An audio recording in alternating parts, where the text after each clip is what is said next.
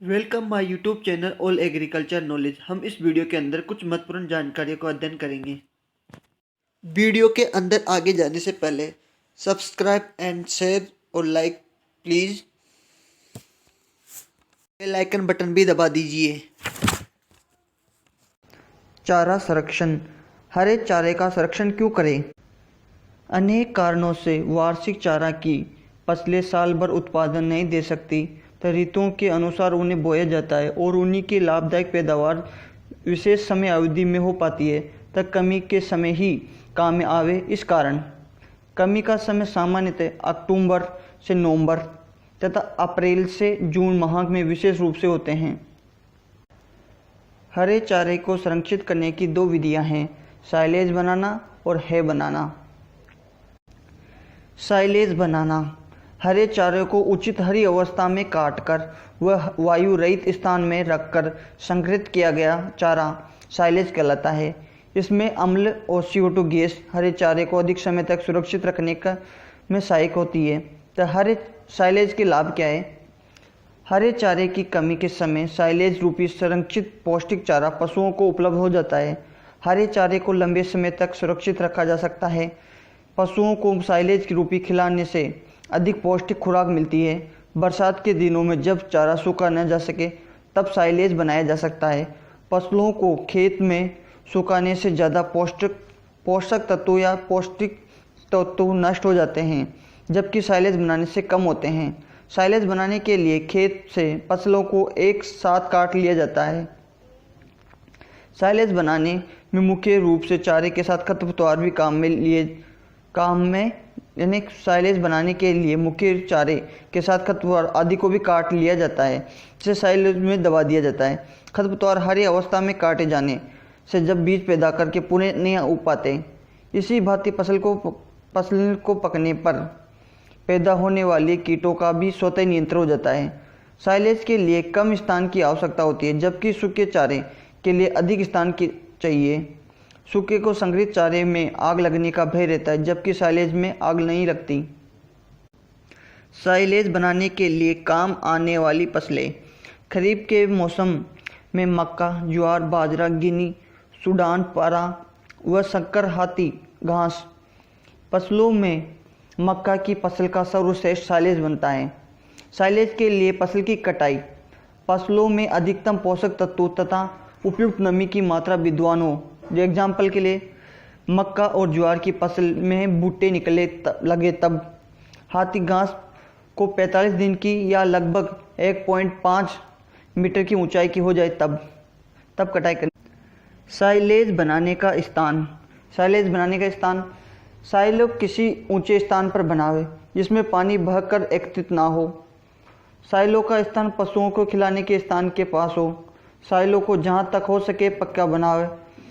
जहाँ स्थान ना हो वहाँ कच्चा रहने दो, पर उसके चारों ओर तथा पेंदे में गीली मिट्टी की लिपाई कर चिकना बना दें। साइलेज बनाने के लिए गड्ढा या खाई बनाना को पहले तो खाई नुमा बनती है, एक गांठ नुमा, बक्कर नुमा और टावर नुमा। भारत में आमतौर पर गड्ढे या खाई नुमा अधिक प्रचलित है। एक घन फुट साइलेज का भार 12 से 16 kg के लगभग होता है। साइलो भरने की विधियां। यदि कच्चा साइलो हो तो उसके पेंदों के अंदर सभी भागों को चारा और सूखी घास या कड़वी की पतली परत फैला दें।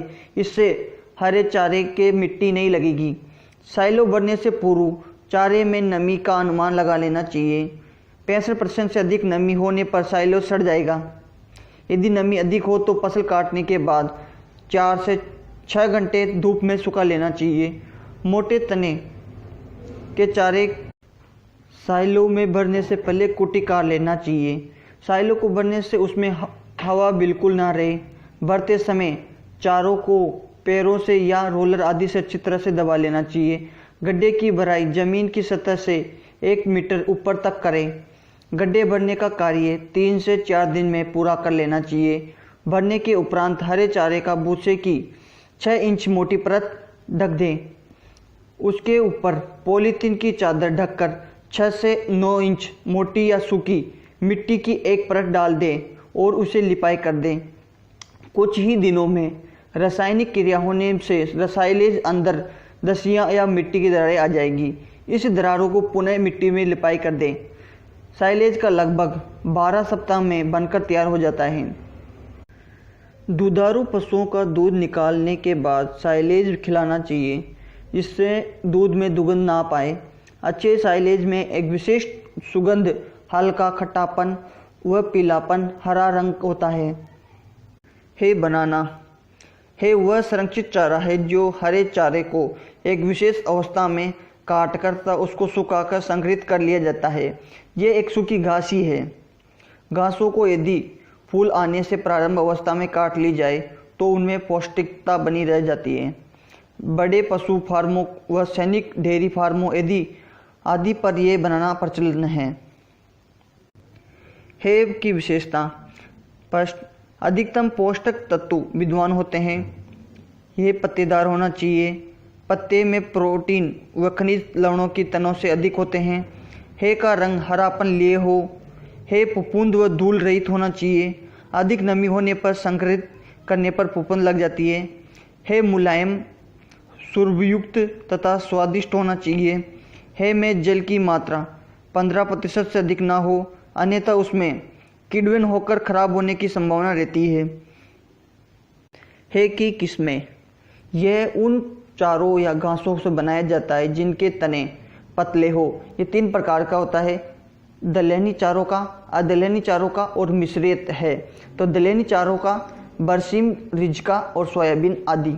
अदलहनी चारों का जई, जौ, बाजरा, ज्वार, चेरी, सूडान घास, सेवन और अंजन, धुमान घासें।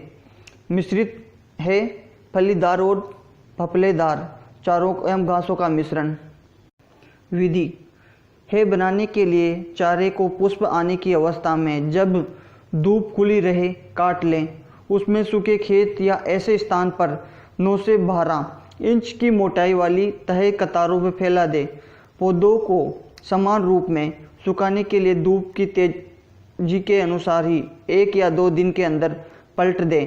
पलटने का कार्य स्वयं किया जाए। पलटने से समान धूप लगने के कारण चारे का रंग भी नहीं उड़ेगा।